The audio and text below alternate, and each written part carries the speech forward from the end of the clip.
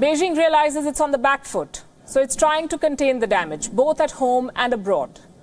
First, let's talk about what's happening inside China. The coronavirus outbreak has dealt a big blow to the Chinese economy. China has seen its first downturn in 40 years and its worst downturn in 60 years. The Chinese economy has contracted by 6.8%. It has shrunk. Something like this was last seen in the 1960s. So the problem is serious. The collapse had a direct impact on employment, jobs. According to a report in Bloomberg, 8 million people in China lost their jobs in the month of February alone. This is an estimate, I must say. The reality could be much different and much worse. 2 days ago, the Communist Party of China revealed its post-coronavirus strategy. What are they going to do? The Politburo is a group of 24 party members. They run the party and they rule the country. The Chinese state media reported about a meeting of this Politburo. It reveals the concept of 6 ensures or 6 guarantees. This is the list of policy priorities for China. Right at the top is unemployment. Job loss is the biggest worry for China right now. Other priorities are resuming trade, the supply chain, food and energy security, and functioning of the grassroots. Why are we talking about this list? Because this is a roadmap.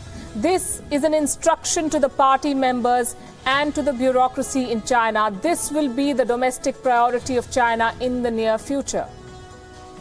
So at home, it's all about job creation. What about the world outside? How does China plan to deal with others? The strategy is clear. Aggressive and combative diplomacy. Whenever China is questioned, it responds with a denial. It didn't happen, they say. Now, those denials are not working.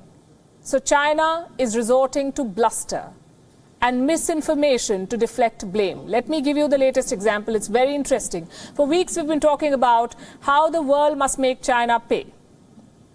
Well, now the demand is caught on. Beijing kept ignoring it. Now it has started retorting. Spokespersons from the Chinese Foreign Ministry are flat out denying the need for reparations. On Monday, the Chinese Foreign Ministry spokesperson appeared before the media to issue one more denial, but the briefing did not go as per plan. I'll tell you why. First, listen to the statement. Viruses are common enemies of all mankind and can appear anywhere in the world at any time. China, like other countries, has been hit by the virus. China is a victim, not an accomplice of the virus. In the face of a major public health crisis and the threat of an infectious disease, the international community should unite and work together, instead of blaming each other or even clamoring for accountability and claims. In my memory, there has been no such accountability in the world. In 2009, H1N1 influenza broke out in a large area in the United States and spread to 214 countries and regions, causing nearly 200,000 deaths. Did anyone ask the United States to pay for it? In the 1980s, AIDS was first found in the United States and has now spread all over the world. I don't know how many people in the world suffer from AIDS. Has anyone found the United States to blame?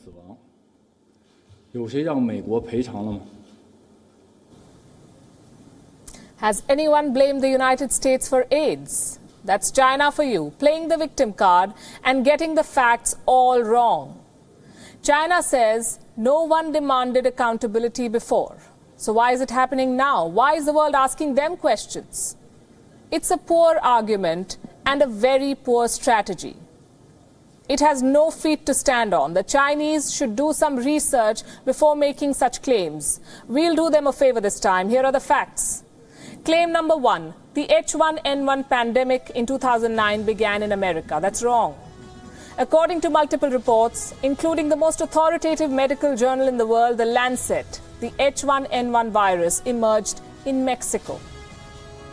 Claim number 2, China says that AIDS was first found in America. Again, wrong.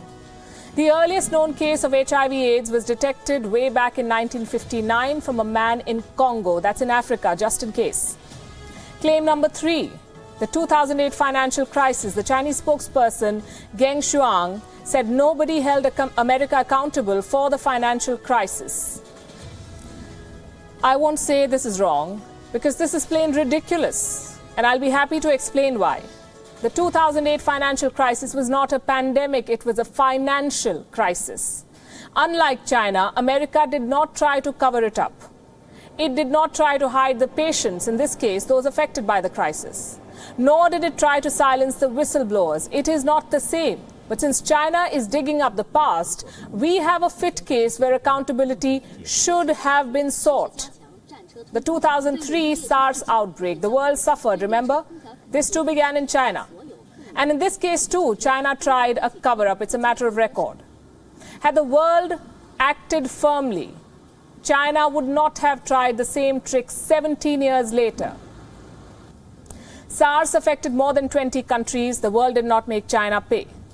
The coronavirus pandemic has reached 185 countries. If the world doesn't make China pay even now, it should prepare for another pandemic.